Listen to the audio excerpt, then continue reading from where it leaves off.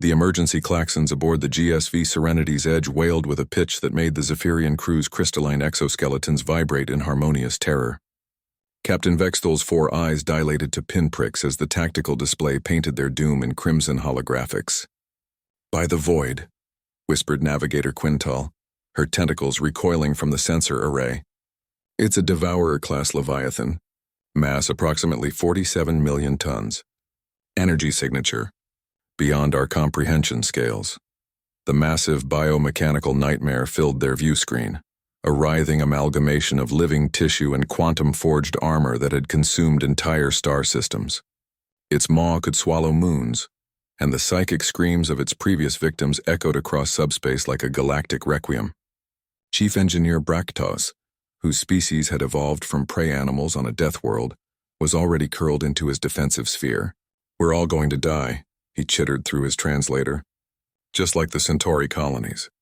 Just like the hegemony fleet at Rigel 7. Every member of the bridge crew, representing 17 different species from across the galaxy, shared the same expression of existential dread. The Devourer had appeared from hyperspace without warning, reality bending around its impossible geometry like space-time itself, recoiled in horror. "Estimated time until we're within feeding range?" Captain Vexthal asked, proud that his voice only trembled slightly. 14 minutes, sir," came the reply from Tactical Officer Yilneth, whose people measured time until death as precisely as others measured time until lunch. That was when the human spoke. "Well," said Chief of Security Sarah Chen, looking up from her morning coffee with mild annoyance, "this is inconvenient." The bridge fell silent except for the klaxons. Every alien eye turned to stare at the small, pink, apparently suicidal creature that had joined their crew only 3 standard months ago. "Inconvenient?" Captain Vexithal's voice cracked across 2 octaves. "Human Chen, that is a Devourer class." "Yeah, I can see that." Sarah took another sip of her coffee and frowned at the view screen. "Though it's smaller than the one we dealt with on Tuesday." "Tuesday?" Navigator Quintal's tentacles stopped writhing in terror. "What happened on Tuesday?" "Oh, you know." Sarah shrugged as if discussing the weather. "Standard Tuesday stuff. We were mining asteroids in the Kepler system when one of these things showed up. Bit bigger than this guy, actually. Maybe 55 million tons. Hard to tell with all the screaming." Chief Engineer Braktos uncurled slightly from his defensive sphere. You encountered a Devourer before? How did you escape?" "Escape?" Sarah looked genuinely confused. "Why would we escape? We had a schedule to keep." The silence stretched until it became physically uncomfortable. Finally, Captain Vexthal managed to whisper. "What did you do?" Sarah pulled up her personal logs on the tactical display. "Well, first we tried reasoning with it. Sent some radio signals, basic mathematical concepts, universal peace gestures, the usual first contact protocols. And when that failed, it tried to eat our mining platform." Sarah's expression darkened slightly. "That was mistake number 1. You don't mess with a human's workplace on a Tuesday. We're cranky enough as it is." The crew watched in stunned silence as security footage played. It showed the human mining crew, all of them looking mildly irritated rather than terrified, as they methodically began dismantling the Devourer piece by piece. "Jensen rigged up some shaped charges using the mining explosives," Sarah continued conversationally. "Martinez figured out how to reverse polarize our drilling lasers to cut through that bioarmor stuff. And Rodriguez, bless his heart, actually climbed inside the thing's mouth to plant detonators in what he called the squishy bits." "He climbed inside?" Tactical Officer Yilneth's voice was barely a whisper. "Yeah, Tuesday was Rodriguez's birthday.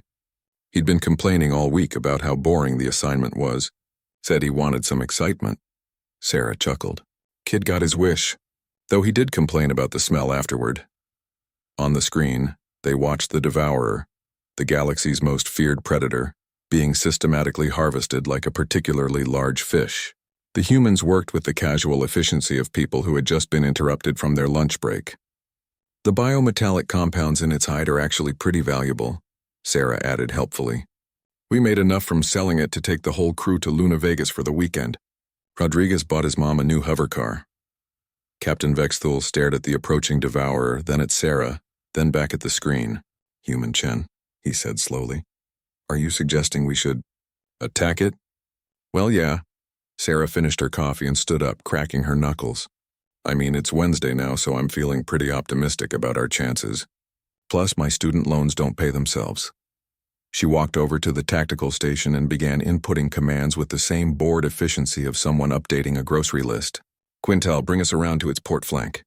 Bractos, I need all auxiliary power to weapons. Yilnith, target those neural clusters, see the glowy bits?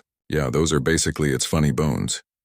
But the terror, Navigator Quintal protested weakly. The existential dread. The screaming void of entropy that follows in its wake. Sarah paused and looked around the bridge with something approaching sympathy. Oh, that? Yeah, it does that. Psychic intimidation field, probably. Pretty standard for apex predators. She tapped her temple. Humans developed immunity to that kind of thing around the time we invented customer service jobs. You should see what Black Friday does to our brain chemistry. As the Serenity's Edge wheeled around toward the Devourer, Sarah added almost as an afterthought. Besides, the real scary thing isn't some oversized space whale. It's explaining to my supervisor why we're going to be late with the quarterly reports. That woman could stare down a supernova. The Devourer, sensing the ship's approach, opened its reality-bending maw and released a psychic scream that should have driven every living creature within 3 light years to suicidal madness. Sarah yawned. Huh, she said, checking her watch. Only Wednesday, and I'm already having a better week than last time. Hey, Captain, you want to do the honors, or should I handle this one? Fair warning, though. If we're doing the whole dramatic space battle thing, I'm charging overtime. Captain Vexthul looked at his human security chief, then at the cosmic horror bearing down on them, then back at Sarah's expression of mild professional interest. For the first time in his species' recorded history, a Zephyrian began to laugh. Human Chen, he said, reaching for the weapon controls.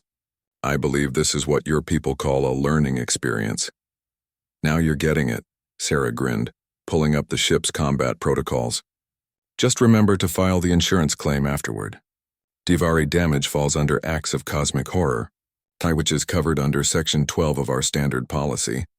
As the Serenity's Edge dove toward what every species in the galaxy considered the ultimate expression of fear itself, Sarah Chen began humming softly, a sound that, the crew realized, was somehow more terrifying than anything the Devourer could produce. It was, after all, only Wednesday.